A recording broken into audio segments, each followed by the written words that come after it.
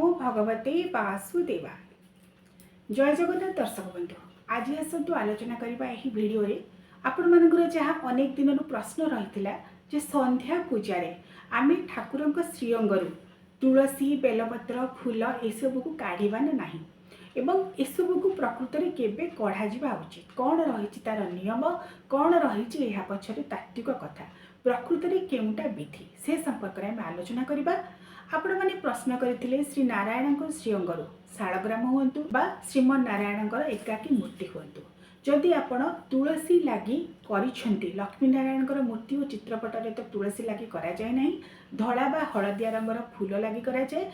नारायण मूर्ति चित्रपट बा शालग्राम बा आंठुआ गोपाल बा चतुर्था मूर्ति पाखरे तुलसी लगी करा जाए। तेबे सही तुलसी केतबेले लगी करा जाए ना सकाळ समय रे प्रभु को जितेबेले आमे स्नान करई थाउ, पितल मूर्ति जहाँ घरे रहिछंती प्रत्येक दिन तांकर स्नान करा जाए, माजणा कर्म करा जाए, माजणा करा जिबा परे तांकर स्नान करा जाए। स्नान कराई तांको भल भाबरे पोछिबा परे तांकर श्रीअंग को तुलसी फूल एसबू को लागी करा जाए। एवं आपण माने प्रश्न करथिले जे ताहाकू संध्या पूजा करिबा समय रे आमे काढिबा ना नाही, एहा उचित ना नहे।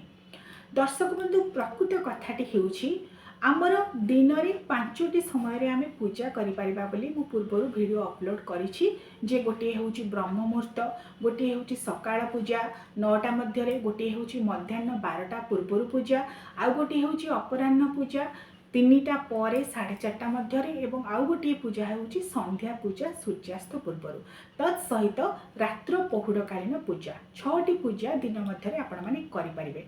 तेबे ठाकुर को फूल तुलसी बेलपत्र शिवशंभु शंकर जदि आपण तांकर लिंग रखिछंती, नर्मदेश्वर शिवलिंग बा माँ देवी दुर्गा रखिछंती, तांको कुलदेवी आपणकर बा आपणकर इष्ट देवी तांकर स्वरूप मानकु रखिछंती, तांको बेलपत्र लागि करा जाए।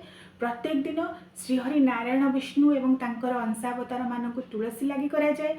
शिवशंभु शंकर एवं माँ पार्वती माँ देवी दुर्गांकर स्वरूप मानकु बेलपत्र लागि करा जाए एवं अन्य ठाकुर मानकु फूल लगे करा जाए। तेबे जहाँ नियम रही फूल तुलसी बेलपत्र ए सब को सकाळे ब्रह्म मुहूर्त लगी करा उचित। ब्रह्म मुहूर्त होची पूजार सर्वोत्कृष्ट समय।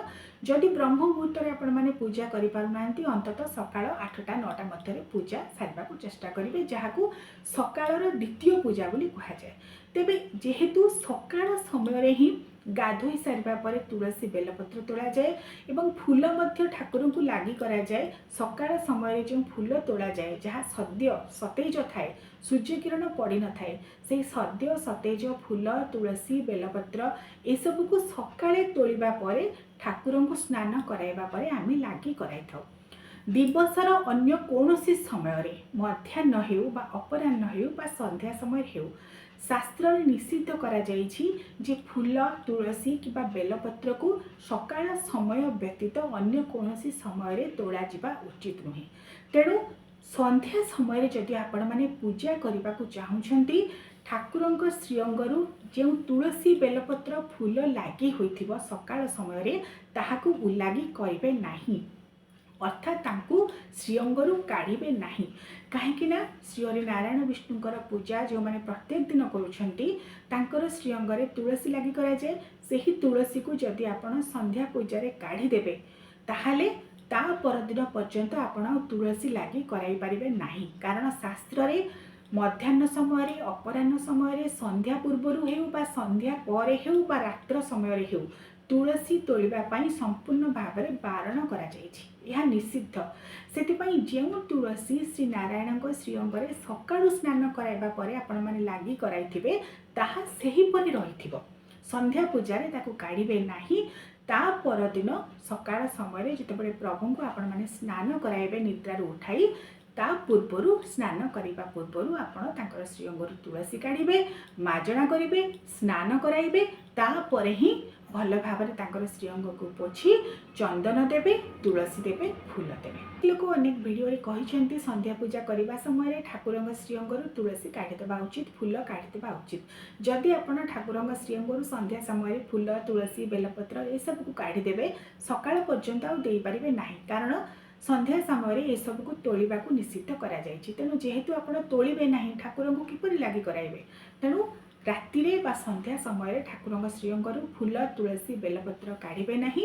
ତା ପରଦିନ ଠାକୁରଙ୍କୁ ସ୍ନାନ କରାଇବା ସମୟରେ ହିଁ ସେସବୁକୁ କାଢ଼ିବେ। ସ୍ନାନ କରାଇବା ପରେ ପୁନର୍ବାର ଲାଗି କରାଇବେ। ସେହିପରି ଶିବ ଶମ୍ଭୁ ଶଙ୍କରଙ୍କୁ ମା ଦେବୀ ଦୁର୍ଗାଙ୍କୁ ଯଦି ଆପଣ ବେଲପତ୍ର ଲାଗି କରାଉଛନ୍ତି ସନ୍ଧ୍ୟା ସମୟରେ କାଢ଼ିବେ ନାହିଁ, କାହିଁକିନା ସନ୍ଧ୍ୟା ସମୟରେ ବେଲପତ୍ର ତୋଳିବାକୁ ମଧ୍ୟ ନିଷିଦ୍ଧ କରାଯାଇଛି।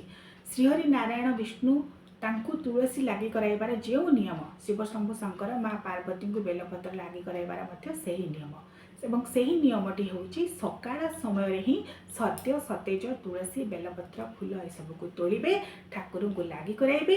ସନ୍ଧ୍ୟା ପୂଜାରେ ଆପଣ ଧୂପ ଦୀପ ନୈବେଦ୍ୟ ଦେଇପାରନ୍ତି, ଝୁଣା ଦେଇପାରନ୍ତି, ମାତ୍ର ଶ୍ରୀଅଙ୍ଗରୁ ଫୁଲ ତୁଳସୀ ବେଲପତ୍ରକୁ ଏସବୁକୁ ଉଲାଗି କରାଇବେ ନାହିଁ।